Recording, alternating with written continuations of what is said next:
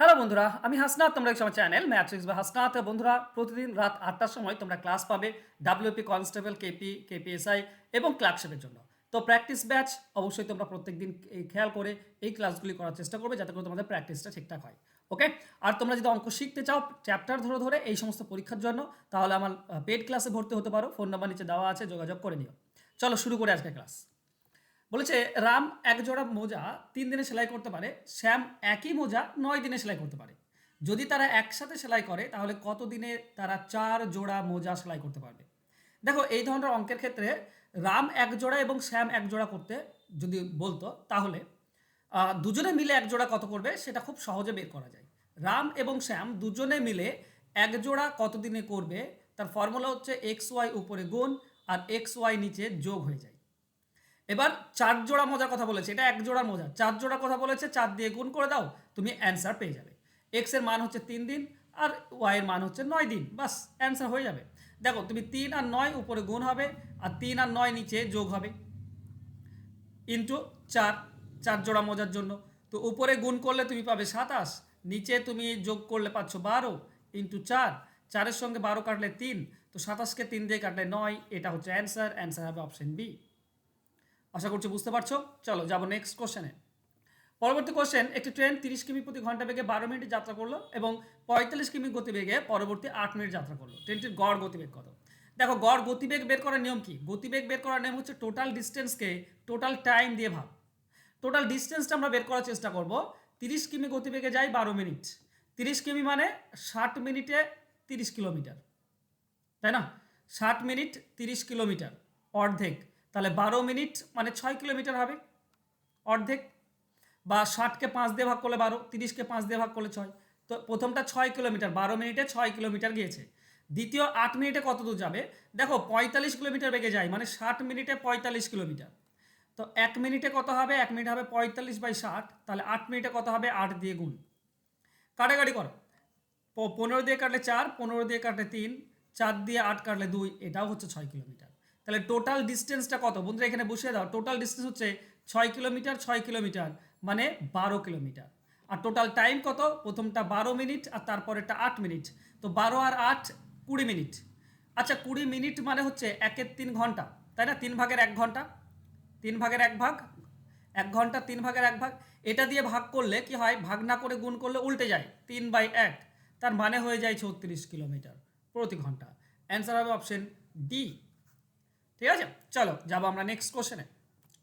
পরবর্তী কোশ্চেন, একটি সমকোণী সমদ্বিবাহু ত্রিভুজের সমান বাহু দুটির দৈর্ঘ্য বলেছে 8 সেমি, ক্ষেত্রফল কত? দেখো, এটা সমকোণী ত্রিভুজ, ঠিক আছে, মানে এটা 90 ডিগ্রি, এটা বলা আছে। মানে উচ্চতাও 8, ভূমিও 8, ক্ষেত্রফল কত হবে? দেখো, ক্ষেত্রফলের ফর্মুলা হচ্ছে হাফ ইন্টু ভূমি ইন্টু উচ্চতা। এটা করলেই তো হয়ে যায়, তাই না? 2 আর 8 কাটলে তুমি 4 পাবে। তো 4 3 4 4 8 32, এটা হচ্ছে অ্যান্সার। অ্যান্সার হবে অপশন বি। বোঝা যাচ্ছে? চলো যাবো নেক্সট কোশ্চেনে। একটি ট্রেন এক ব্যক্তিকে 8 সেকেন্ডে অতিক্রম করে, মানে 8 সেকেন্ডে নিজের দৈর্ঘ্যটা অতিক্রম করে। ট্রেনটির গতিবেগ 36 কিলোমিটার প্রতি ঘন্টা হলে ট্রেনটির দৈর্ঘ্য কত? মানে এই 8 সেকেন্ডে যেটুকু যায় সেটাই তো ট্রেনের দৈর্ঘ্য, তাই না? তো ট্রেনটি 36 কিমি বেগে যায়, 36 কিলোমিটার প্রতি ঘন্টা। একে যদি তুমি 5/18 দিয়ে গুণ করে দাও, তাহলে মিটার প্রতি সেকেন্ড হয়। 1 সেকেন্ডে এত মিটার, তাহলে 8 দিয়ে গুণ করো, 8 সেকেন্ডে পেয়ে যাবে। দেখো, 36 আর 18 এটা কাটলে 2, তো 2 5 10, 10 8 80 মিটার। তার মানে ট্রেনটির দৈর্ঘ্য হচ্ছে 80 মিটার। অ্যান্সার হবে অপশন এ। চলো নেক্সট কোশ্চেনে যাব। পরবর্তী কোশ্চেন, একটি মেল ট্রেনের গতিবেগ একটি এক্সপ্রেস ট্রেনের গতিবেগের চেয়ে 30% বেশি। যদি এক্সপ্রেস ট্রেন কোনো দূরত্ব যেতে 5 ঘন্টা 25 মিনিট সময় নেয়, তাহলে ওই দূরত্ব যেতে মেল ট্রেনের কত সময় লাগবে? দেখো, গতিবেগ আর যে সময়, এটা হচ্ছে ব্যস্ত অনুপাতিক। যার গতিবেগ বেশি তার সময় কম লাগে, আর যার গতিবেগ কম তার সময় বেশি লাগে। এখানে দুটো আছে, একটা হচ্ছে মেল ট্রেন আর একটা হচ্ছে এক্সপ্রেস ট্রেন। মেল ট্রেনটা বেশি, কত? 30% বেশি। তাহলে এক্সপ্রেস ট্রেন যদি 100 হয়, মেল ট্রেন হবে 130। এটা গতিবেগ, তার মানে এটা 13, এটা 10। এটা গতিবেগ, এটা গতিবেগ। সময়টা কি হয়? উল্টে যায়, সময় হয় 10 13। ঠিক আছে, এখন দেখো, এক্সপ্রেস ট্রেনের সময় লাগে 5 ঘন্টা 25 মিনিট। 5 ঘন্টা 25 মিনিট মানে 5 6 30, 325 মিনিট। মানে এটা এক্সপ্রেস ট্রেনে লাগে। এখানে কত লাগে অনুপাতে এক্সপ্রেস টেনের 13, তাহলে এই 13 মানেই হচ্ছে 325, 13 মানেই হচ্ছে 325। তাহলে 10 মানে কত বের করলে আমরা অ্যান্সার পাবো? 1 মানে হবে 325 ডিভাইডেড বাই 13, তাহলে 10 মানে কত হবে? 10 দিয়ে গুণ। দেখো 13 দিয়ে কারো 13 2 26, তাকে 6 65, 13 5 65, মানে 250 মিনিট। 250 মিনিট মানে 6 4 24, ওকে 4 ঘন্টা 10 মিনিট, এটাই হবে আমাদের অ্যান্সার। তো অ্যান্সার হবে অপশন বি। চলো যাব নেক্সট কোশ্চেনে। কমল একটি কাজ 15 দিনে করতে পারে, বিমল কমলের থেকে 10% বেশি দক্ষ, একই কাজ করতে বিমলের কত সময় লাগবে? তো দেখো বিমল কি না কমলের থেকে বেশি, বিমল কমলের থেকে 50% বেশি দক্ষ, তাই না? তো তার মানে বিমল বেশি কাজ করে আর বিমলের সময়টা কম লাগবে, ঠিক আছে? তো ব্যাপার হচ্ছে কি, কমলটা বলা আছে 15, এখানে কমল হচ্ছে কত? কমলের থেকে 50% বেশি হচ্ছে এই জায়গাটা একটু জিনিস বোঝার চেষ্টা করো তো। এই যে 50% বেশি মানে কত হয়ে গেল? 150%। তাহলে একটা 100% থাকে আর একটা 150%, কোনটা উপরে যাবে যদি বোঝার চেষ্টা করো। যেহেতু বিমলের সময় কম লাগে তাই কমটা উপরে যাবে আর নিচে বেশি, এই ট্রিক্স দিয়ে আমরা করি, ঠিক আছে? কিন্তু এখানে তোমাকে ধারণা থাকতে হবে, এখানে তোমাকে কনসেপ্টটা বুঝতে হবে, খুব ইজি, ঠিক আছে? তাহলে কিন্তু তুমি সরাসরি অ্যান্সার পেয়ে যাবে। দেখো একটা শূন্য কেটে দাও, 15 সঙ্গে 15 কেটে দিলে মাত্র 10 ঘন্টা, এটাই হচ্ছে অ্যান্সার। অ্যান্সার হবে অপশন বি, ঠিক আছে? তো শুধুমাত্র তোমাকে এটা কল্পনা করতে হবে যে বিমলের যেটা বের করতে বলেছে তার বেশি লাগছে না কম, ঠিক আছে? অনেক সময় বলতে পারতো 50% কম, যদি 50% কমে যায় মানে শুধু 50 থাকে, তো 50 আর 100 থাকবে, ঠিক আছে? যদি 10% বেশি বলতো তার মানে হতো 110, 100 আর 110, 20% বেশি তাহলে 100 আর 120, এইভাবে হয়, ঠিক আছে? চলো নেক্সট কোশ্চেনে যাব। এক ব্যক্তি 12 কিমি প্রতি ঘন্টা গতিবেগে গেলে গন্তব্যে পৌঁছাতে 10 মিনিট দেরি করে, কিন্তু 15 কিমি প্রতি ঘন্টা গতিবেগে গেলে 5 মিনিট দেরি করে, বাড়ি থেকে গন্তব্যস্থলের দূরত্ব কত? দেখো এটা 10 মিনিট দেরি, এটা 5 মিনিট দেরি, দুটোই দেরি হচ্ছে, তাহলে এটার মধ্যে পার্থক্য কি? একজন 10 মিনিট দেরি করে, একজন 5 মিনিট দেরি করে, তাহলে এই দুজনের মধ্যে পার্থক্য হচ্ছে 5 মিনিটের, তাই না? ধরো আমি 10 মিনিট আগে পৌঁছেছি আর তুমি 5 মিনিট আগে পৌঁছাচ্ছ, তাহলে তোমার আমার মধ্যে পার্থক্য হবে 5 মিনিটের, এটা হচ্ছে সিম্পল কনসেপ্ট, ঠিক আছে? যদি এইটুকু তোমার জানা থাকে তাহলে এই দূরত্ব বের করার নিয়ম কি জানো?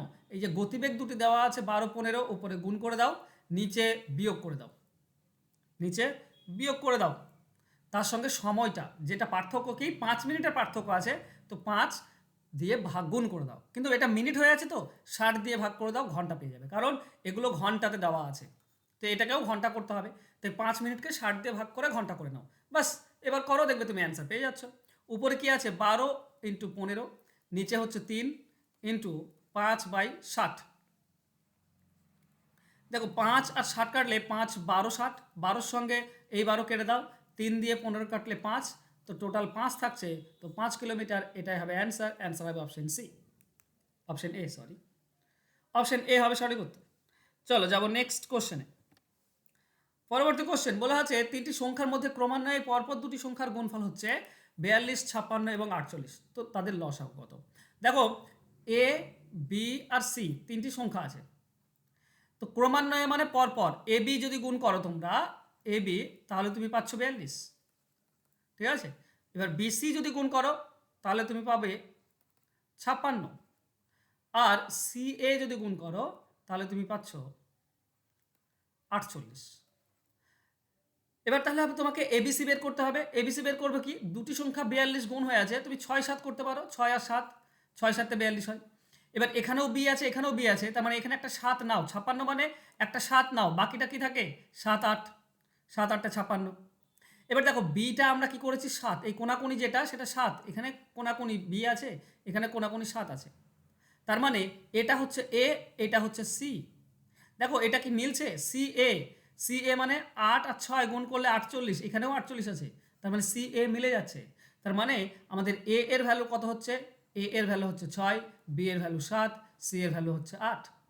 এদের লসাগু বের করতে বলেছে, তো 6 8 আর 7 এর লসাগু 2 দিয়ে কেটে দাও, 2 3 6, 2 4 8, 7 করতে 7 আর যাচ্ছে না, তো কত হবে 2 6 মানে 2 4 কত, 2 3 6, 6 4 24, 24 7 কত হচ্ছে 24 7 168, এটা হচ্ছে অ্যান্সার, ওকে 168 অ্যান্সার হবে অপশন বি।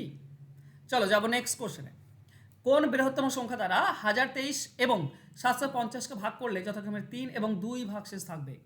বন্ধুরা যখন আলাদা আলাদা ভাগশেষ থাকবে আর বৃহত্তম সংখ্যা দ্বারা বলবে, তো বৃহত্তম সংখ্যা দ্বারা বললে HCF মানে গসাগু বের করতে হয়, ঠিক আছে, গসাগু বের করতে হয়। আর আলাদা আলাদা ভাগশেষ আছে, এই যে প্রথমটা ভাগ করলে 3 ভাগশেষ, তো 3 বিয়োগ করে দাও, তার মানে তুমি পাবে 1020। আর এখানে 2 ভাগশেষ থাকে, তো 2 বিয়োগ করে দাও, তার মানে পাবে 748। এই দুটির গসাগু বের করতে হয়, তো করে ফেলো। চলো 2 দিয়ে কাটলে 5, 510, এটা 2 3 6, 2 7 14, 2 4, আবারও জোড় সংখ্যা মানে 2 দিয়ে দাও। ওকে 2 দিয়ে দিলে 510, 2 2 4, 2 5 10, 2 5 10, 255, 2 1 কে 2, 17 2 8 16, 14 2 7 14। ওকে কয় দিয়ে যাচ্ছে? এটা তো 11 দিয়ে যাচ্ছে, এটা 11 দিয়ে যাবে কি? 11 2 22 না 11 দিয়ে যাচ্ছে না, এটা 17 দিয়ে, এটা 17 দিয়ে যাবে, তাহলে এটা 17 11 হয়ে যায়, এটা 17 দিয়ে যাচ্ছে কি? 17 1 কে 17 থাকছে 8 85, 17 5 85, আর যাচ্ছে না, তো এই দিকটা হবে আমাদের গসাগু। 2 2 আর 17, 2 2 4, 17 4 68, এটাই হচ্ছে আমাদের গসাগু। অ্যান্সার হবে অপশন